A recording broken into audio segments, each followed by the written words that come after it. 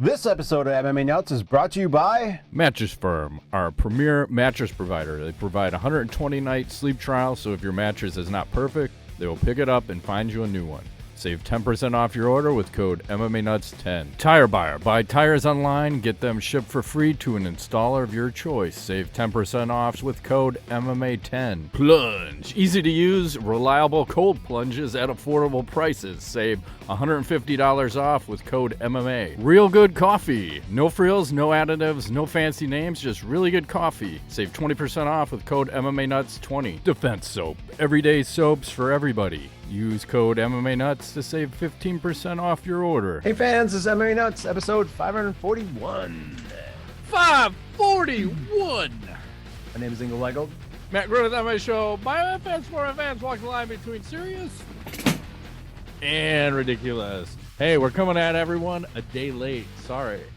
I was quite ill yesterday with the migraine from hell. You had the one-day HIV? Yeah, I had the one-day HIV. Could not function. That's the worst. Hey, look at this cool birthday present Ingo gave me, everyone. Ah, Sweet yes. Skull of Death. What the hell is that called? Vodka. I forgot what it's called.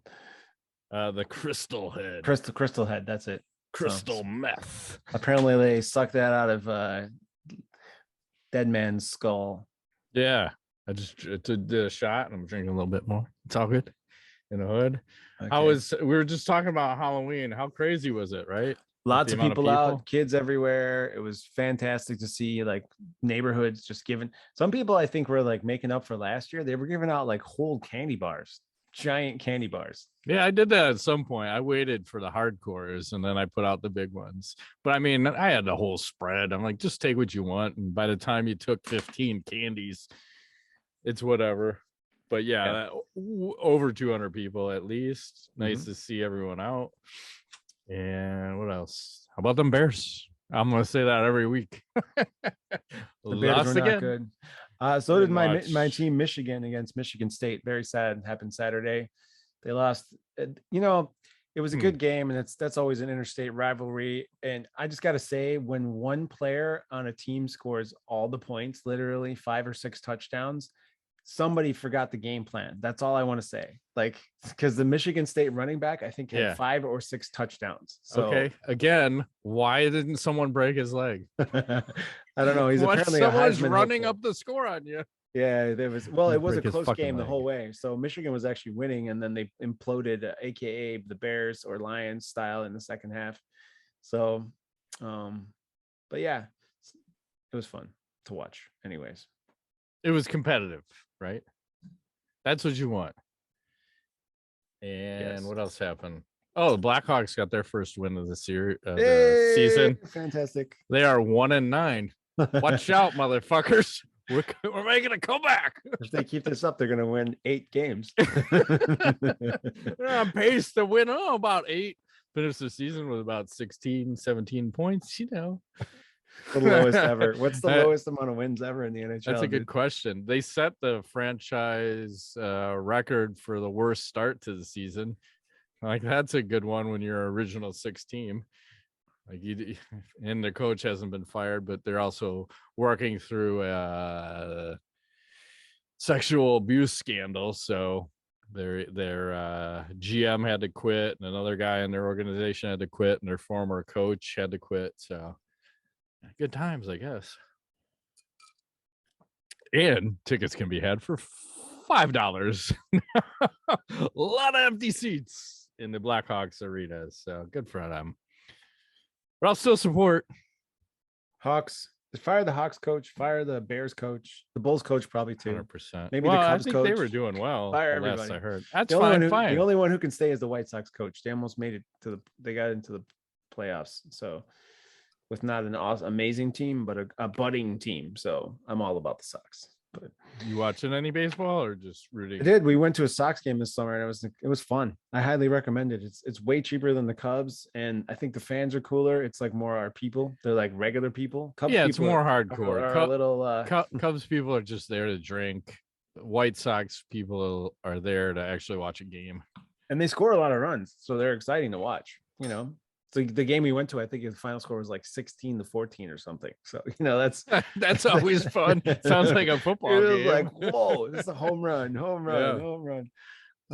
So, but baseball's over. We're in the throes of winter now. So get used to it. We're about to get gangbanged with probably 10 feet of snow before you know it. 2 years ago on Halloween, we had a blizzard here, and that fucked up all the trick-or-treating. I'm out there like snow blowing and dusting off all my fucking Halloween decorations 2 years ago. Last year was COVID, and that fucking killed Halloween. So this one, we finally got a legit fucking Halloween. People are out in droves. It was fun. Anyway, let's talk some UFC. We had UFC 267 over the weekend. Yes, sir. Little Joe Martinez and no Bruce Buffer for like the first time and ever, because they're doing back-to-back numbered cards. And it was nice to see this card being offered for free on ESPN, quality card. Oh, you want to talk about the first fight, Glover Teixeira, Jan Blachowicz for the light heavyweight title? Yeah, I picked this one wrong. I thought for sure Jan. Well, I think we both Glover did. because Glover's like 100 years old, right? But it didn't look like it. I felt like Glover looked in phenomenal shape and kind of just ran his game the whole fight. He ran a train. He was able to ran his game. I feel like he ran a train. He probably did. First round, he was on top of Jan pretty much the entire round and controlled him. And then the second round, I think he caught him with like a left hook combo. And Jan was winning the striking exchange in the second round until that left hook. Yeah, and then he got a little wobbly and gave up the back, and so. Well, it's weird because if I'm I'm going back through the fight watching it, and first round Jan is on the bottom, stays in closed guard the whole time, and Glover is just hitting all these can openers, elbows, the forearm on the throat kind of shit. Like, oh, it's just brutal. And I don't know why Jan didn't get out of the closed guard. Like, he made no effort to get out of closed guard. He sat in closed guard the entire time. He looked tired. Yeah, and also he was doing that hand over mouth bullshit too, like Glover was. And then that second round, I don't know. I'm just reading through my notes. When Glover got the takedown, he got mount, he took his back. It looked as if the fix was in, because it looked like Jan was tapping before the choke was even in. So I don't know if he fucked his back up, maybe, or what, but it's curious. I think he wanted out. He wanted out. He was done. He did, because as soon as like this went in, it looks suspect as fuck. That's all I'm saying. Good for Glover. I love this post-fight speech saying that if don't give up, you can do anything you put your mind to, basically. So yeah, he's 42. What the fuck? It's crazy to have a champion that old in the light heavyweight division. They said that's the oldest first-time champion in the UFC. And again, what does that say about the quality of the UFC's light heavyweight division when you have a 42-year-old winning?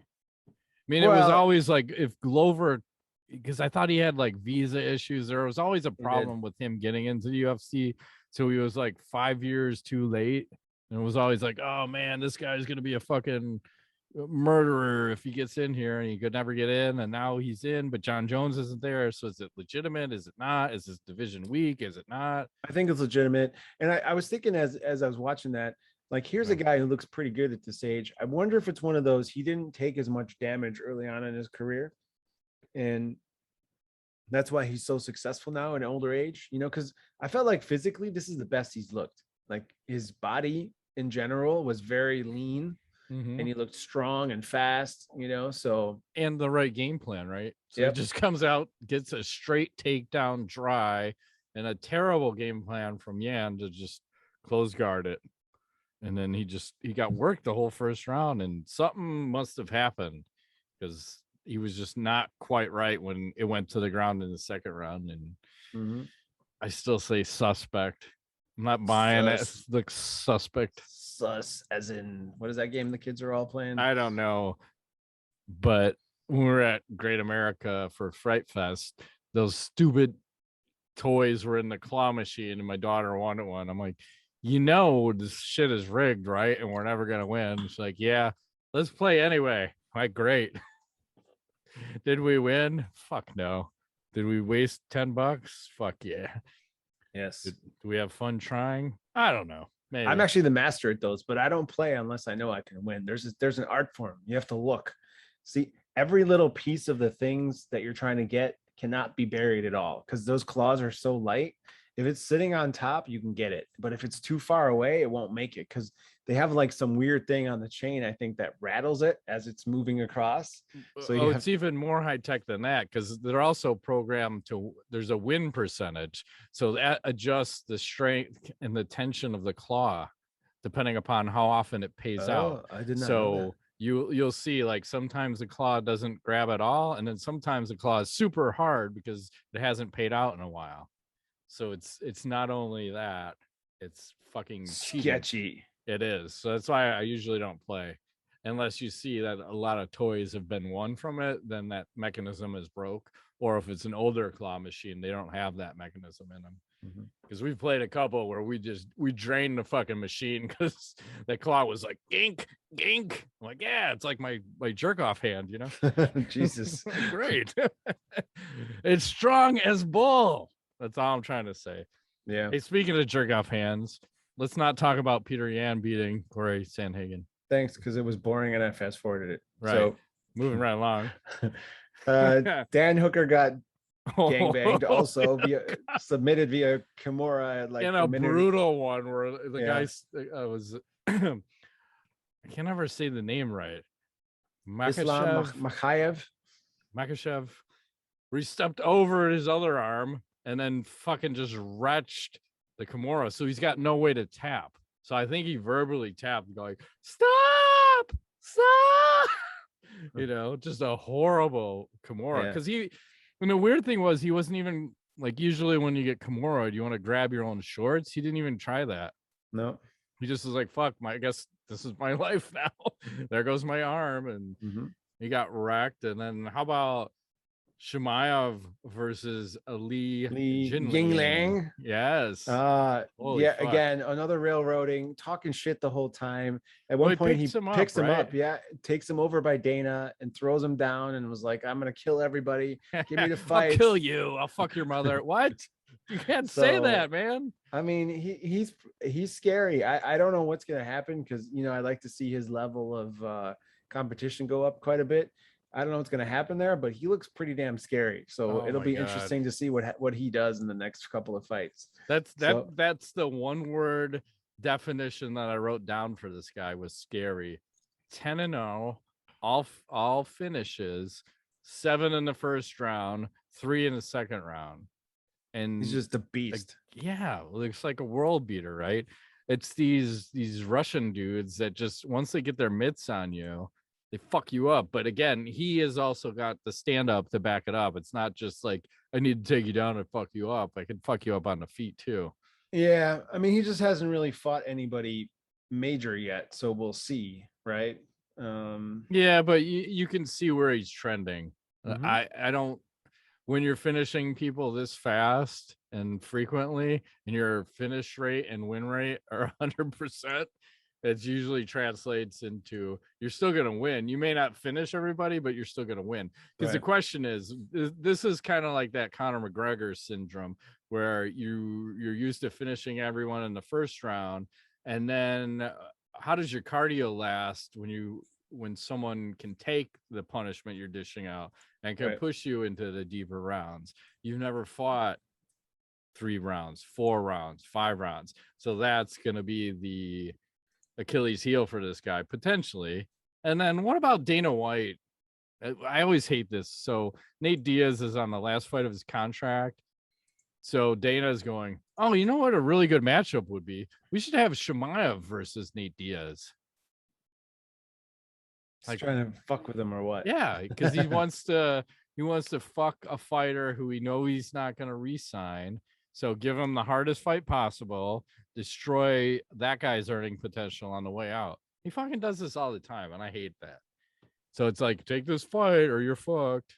And Nate is probably, he'll probably take that fight just to get out of the contract, because I feel like he's gonna make so much more money. Because I think Jake Paul wants to fight him. One of the Pauls will fight him for sure, and he'll make a shit ton of money in a boxing match, right? Mm-hmm. Like, I don't want to see that damage in a boxing match. Yeah. But again, Nate's he's not gonna win a title. He's just an entertaining fighter, and I don't think that's the way you should treat him. I think the UFC needs to have a little more compassion, respect for the fighter, especially when you've made millions off of these guys. Why can't you let them go out on a easier fight instead of fucking Dana White's a bitch. Oh, you're not gonna fight for me? Well, fuck you then. And take my ball and go home. Yeah. Or I'll tie you up in your contract in perpetuities. And then there was this other weird fight with the worst ref that I would have mentioned. Oh, I heard about that. I didn't see it though. Dos Santos versus Saint Denis. So it was just weird because the second round, Dos Santos is just teeing off on this guy. And the ref is all about, if he dies, he dies. I don't know how many unanswered blows there were. And after that point, the other guy did come back a little bit, but he still did not win that fight, and he took a point away for a legal blow. But I want to say, I think that, what was the end score? It was 29-26, but that's with the point taken away, so it should have been like a 30-25 or a 30-20. I don't know. I don't do maths, but the one guy really beat the fuck out of the other guy, and that ref was supposed to ref another fight later on in the night, and they pulled him off that card. Like, you're fucking done. Like, that was horrific.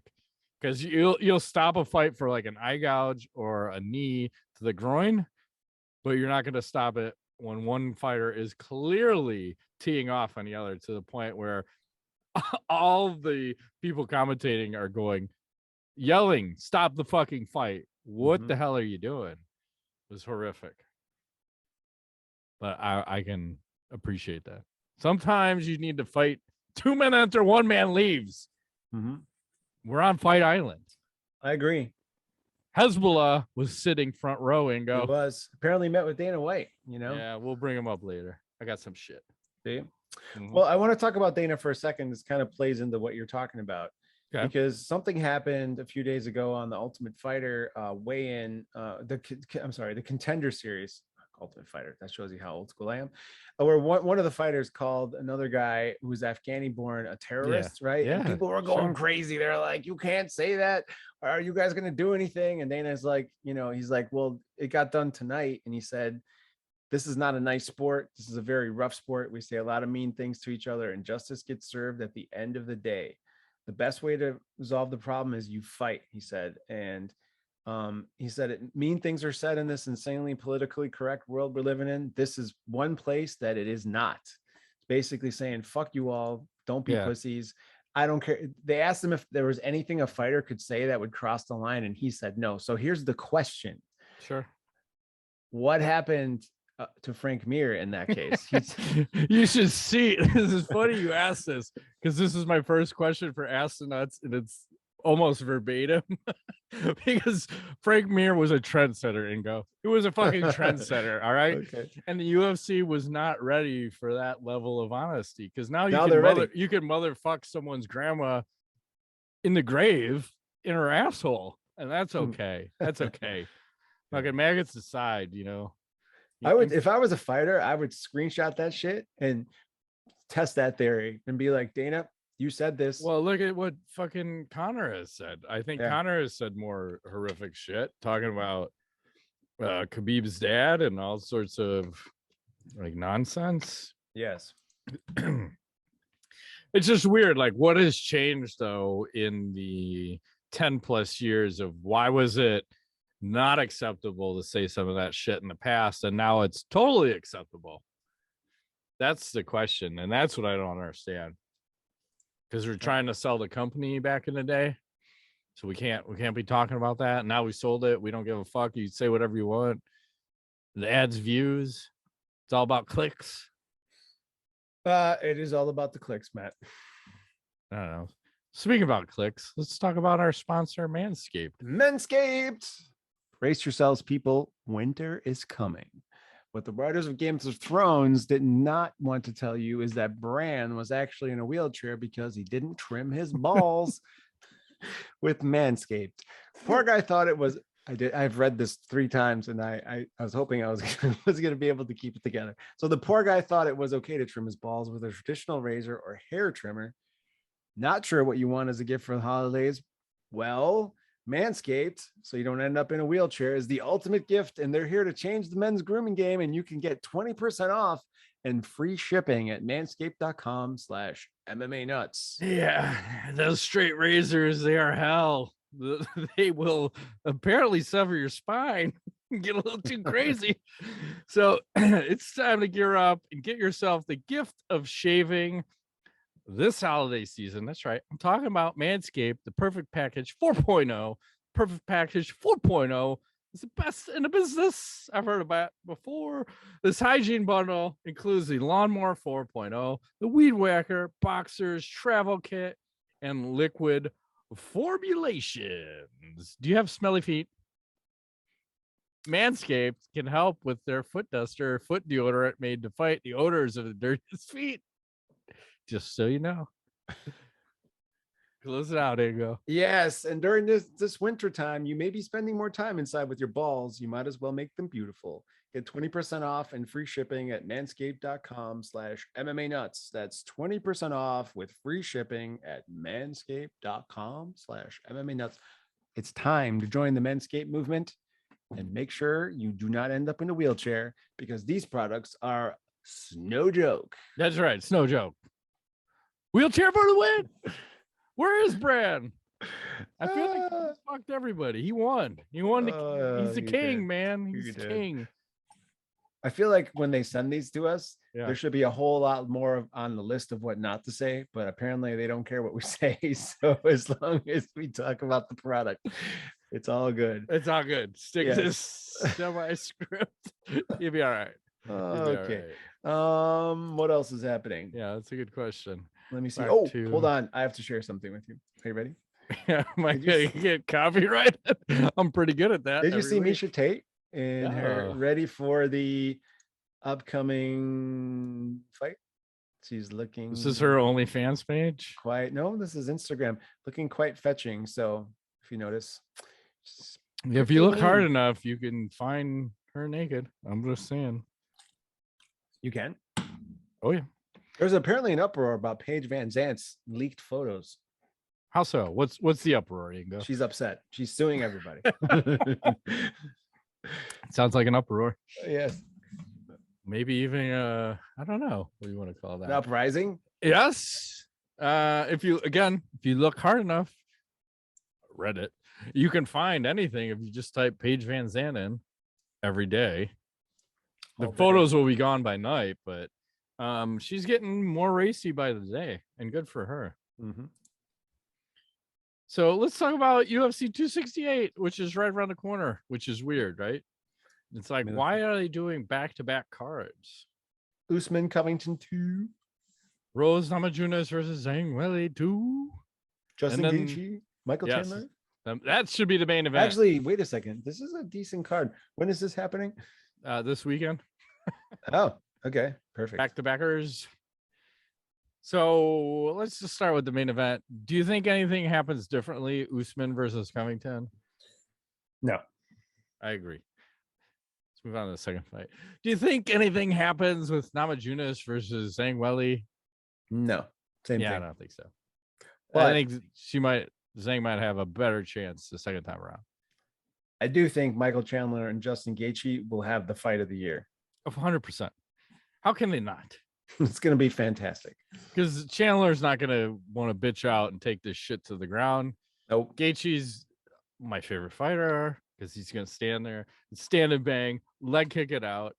And even Eddie Alvarez is pumped up for this, saying this is the fight for the second most violent person in the world, since I am number one, because he beat Gaethje before. But I mean, it's always a war. And I would imagine that's a 3-rounder. I don't really want to see a 5-rounder. I like when Gaethje can just go 3 and go balls through the wall.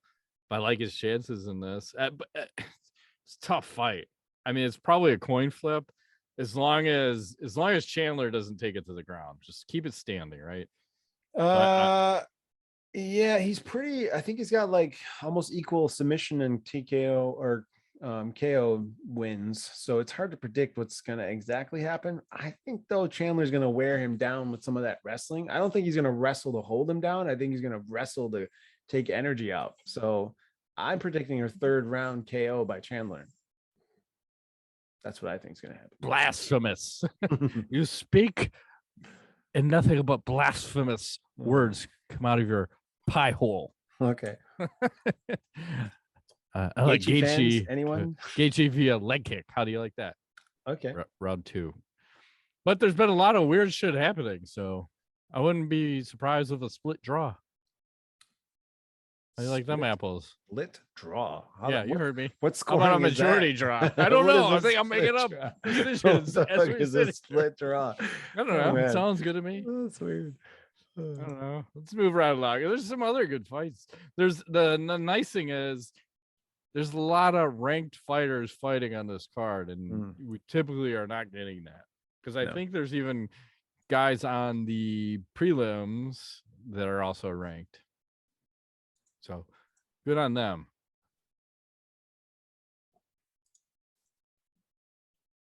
What else is happening out there? Well, did you see the new Bloodsport trailer? No. Bloodsport is coming out, I guess it's shortly here. They're redoing it. I don't know. Is that with Jungle? I goddamn. Oh yeah. No. Yeah. Sorry. Yes. And no. Yeah. I was gonna say, I don't know if it's okay to play the trailer. I probably shouldn't. No. So I'm not going to. But you should go check this out because it looks fantastic. And basically, it's like years later, Frank Dukes, after he won the Kumite, he's like old now, obviously. Who is starring in this? Is this Jean-Claude? Jean-Claude, and then the other the guy, Tong Lee or whatever the guy was in it. They got them both reprising their roles. I thought they did. Yeah, according to the trailer, they both look like they're in it. Fucking A, man. I just was curious, like the original Bloodsport. I think that was one of those movies I watched when I was a kid, and I was like, damn, it's cool to be a martial artist, They're taping, like, weren't they dipping their hands in glass? That's a different. I think that's the other one. It's called Kickboxer, maybe. I don't know anymore. I think that's the glass one. That's the Kickboxer movie, not Bloodsport. I'm gonna say you're wrong. But I don't know. You think there was I don't think I've ever watched. When I think of Kumite, I think of dipping your hands in glass. Kumite, dip hands. Maybe in Kumite they do that. Glass. But in this movie, I'm willing to bet you dollars to pesos that in Bloodsport there was no glass, but Kickboxer had it, and Jean-Claude was also in that movie. Well, when I pull up dip hands in glass, I see Charlie Sheen in some kind of fucking. Like spoof movie. Okay. I don't know. It's a lot of work. I have the internet right at my fingers, and don't do it. Anyways, go check it out, peeps. It sounds like fantastic. Fun. Are you sure you don't want to continue our streak of copyright strikes? I mean, no. I mean, fucking. It's always these. Last week, the copyright strike for us was that man versus woman fight in Russia. Somehow. It's always those Russian videos and not any of the other shit we're posting. And so good on them. Cancel our channel. We're trying to promote you fuckers. So, all right. We'll pull this one up here. Jon Jones has dropped to number 4 in the latest UFC pound for pound rankings. It's funny when nobody's fighting. But Jon keeps dropping for some reason. At what point is he off the list? Where are we at? I feel like he should already be off the list. Well, he's got a lot of legal issues, right? And by the time he ever does step back to an octagon, I don't know. Strange things are afoot. Other canoes? I have one more story. Hold on. Last one. Jake Paul versus Tommy Fury boxing match has been booked for December 18th. Tommy Fury is like the cousin or brother of Tyson. He's Fury. a brother. I think his brother's Tyson's going to be in his corner. Yeah, so I don't know. I've not seen. He's not that good. Tommy Fury fight, but I'm guessing Jake Paul's on the undercard to win that one. I think Fury was on the undercard of the last Paul fight. Okay. He's a boxer, but he's not that good. I've never seen him fight, but he's not that good. That's it. That's all I got. All right. Well, look who just signed with Bare Knuckle Fighting Championship. Ooh, Mike Perry. Platinum Mike Perry. Actually might be a good spot for him to be. He might do some work over there. Some damage. Yeah. And then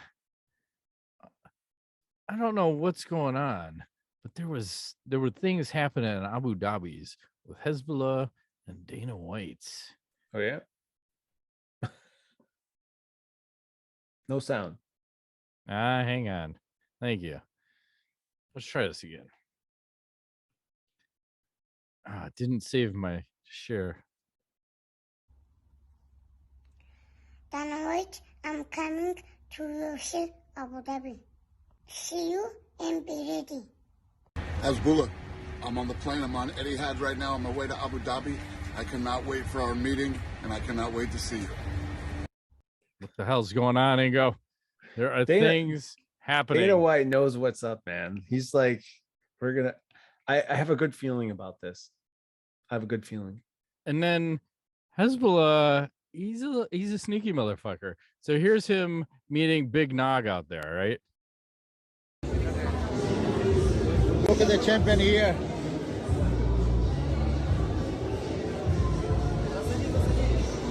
Look at him. He just sucker punched Big Nog. What if he KO'd him? I know. Like, you can't just be sucker punching him. Because apparently that's not the only sucker punch he threw. This guy is just fucking relentless. So here's him and Andrei Arlovsky.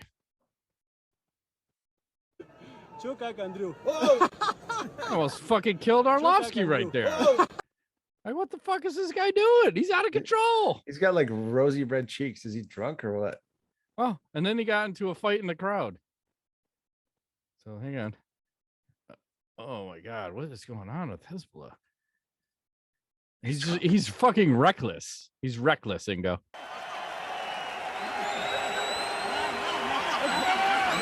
You got Hasbulla. You got that other dude. Hey, come on, you want some of this shit? You show some of this motherfucker. Oh, it's like Conor McGregor. It's going off. It's going off. It's going off. Ain't this? What the fuck, man? That kid is out of control. He's not a kid. He's a guy. Staged. I'm saying it's staged. He's reckless. Maybe. He's like Conor McGregor. But I like it. Dana White knows what's up. It's true. And I think my favorite thing I saw all year, it might be right here. Did you know you can buy a Hasbulla cutout? Life size? For your bathroom? Well, wherever you want. You want to drive around, fucking put them in your bathroom, put them next to your computer. It's only about $30. He might end up on the show for all you know. Is that copyright if I buy them and put them behind me? He'd look great on your wall behind you, though.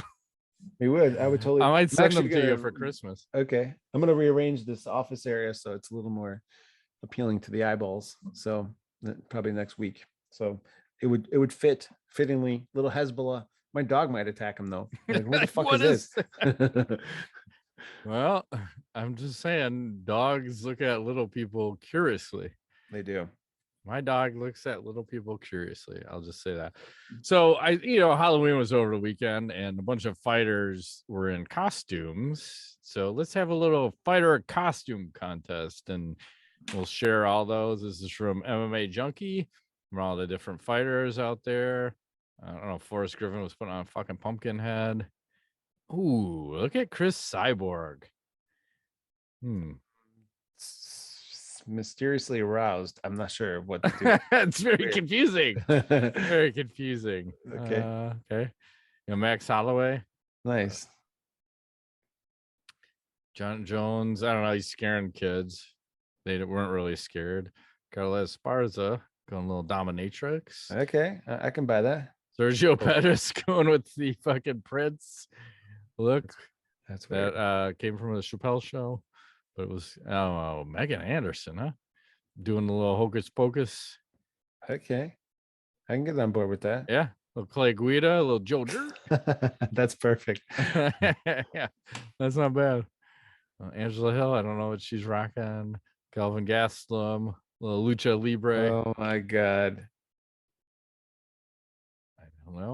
I don't know what that one is. Miranda Maverick. I think that's a Mortal Kombat type fighter. Maybe Katana. I don't know. Katana with the fans. Thiago Santos.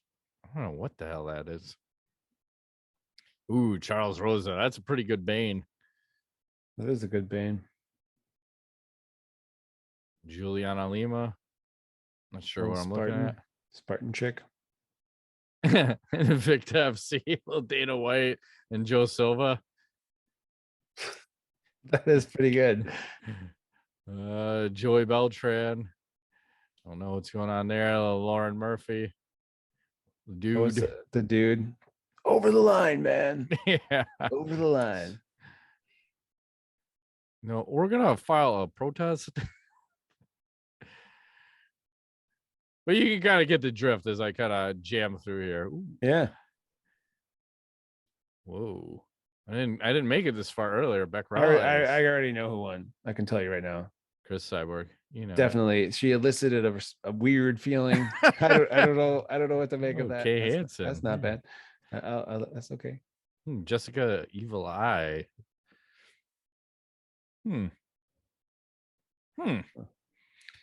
Anyways, that's a cool paint job. Juan Archuleta. So I think we're in agreement then. Chris Cyborg wins best fighter costume. Let's do a little tweet of the week. Let's see what we got. I never know. Oh Jesus. This is who's Borachina Depot. So in case anyone was wondering, this is Tito Ortiz commenting on Instagram. He says, "Nice to be home after a beautiful vacation with my queen." And then somebody asked, "Tito, you eating that cooch every day?" Tito responds, "Like a kitty on milk." It's like, oh, that's funny. I guess. I guess. Do I really want to know this? He's probably older. He's got to be 50, right? I don't know. Good for that man. Good on him. Yeah. Eat that coochie or something. And then Julian Lane, who's also in Bare Knuckle Fighting Champion, says Mike Platinum Perry signs the Bare Knuckle Fighting Championship by whatever. Should I let him bang, Ingo? Let me bang, bro. At least he's embracing it. You are a meme and then you become the meme. I don't know. You embrace it. And I don't know how this one fits in, but it's fucking awesome. So apparently this is how we advertised video games back in the day for Pac-Man. Just fucking high heels that match the game. Why can't we market games like this anymore? I feel like that's how we should market everything. I would buy that game. Fuck yeah. But you should be on roller skates. I feel like they did service to Pac-Man and the whole video game industry right here. And there's no fucking quarters on the game. Everyone put their quarter up there. Hey man, I'm next. I'm a quarter. Fucking machine took my quarter. Let's do some AskTheNuts. Yeah. We already asked the one. It was the Dana White one. And the next one. What's the worst game plan of all time from a fighter? BJ Penn. You're right. With the weird sideways boxing. I forgot. That was versus Frankie Edgar 3. Strangest game stance. plan. Rector set. Straight up. Yes. Was that, and then the other one that came in my head was Nick Diaz versus Koji Oishi. I forgot which event that was. Nick ended up KOing him early in the first round, and Koji came out with a stance like this, where he was trying to punch Nick's punches, and he just kept getting railed in the face. And Nick's going, I didn't know what the fuck this guy was doing, because it's really weird because he wasn't protecting himself at all. And even Rogan and Goldberg are calling the fight going, oh, this isn't going to last long. But this is like earlier days in the UFC where people are still trying some shit out.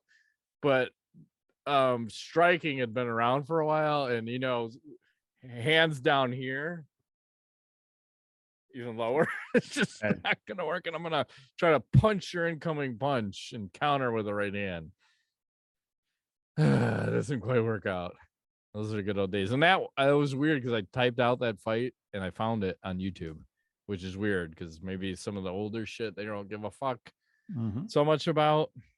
And I have no knowledge for this week. If you have anything, I do. I watched the new Dave Chappelle stand up. Did you see that? Not yet. I highly recommend it.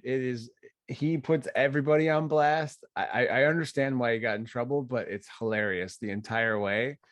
That man doesn't give a fuck. He's like, I'm gonna say what I want to say. This is my microphone, and I'm putting everybody on blast. Good. The gays, the transgenders, all of it. There's no like and it's funny. So, well, the question is why? I mean, that was Andrew Dice Clay's whole career back in the day, and nobody had a fucking problem with it, or at least they weren't vocal enough. So why all of a sudden does everyone have a problem with a comedian? It'd be one thing if it would be a regular person just spouting some shit, but it's a comedian. I feel like they have some liberty in how they approach the subjects. Can they go over the line?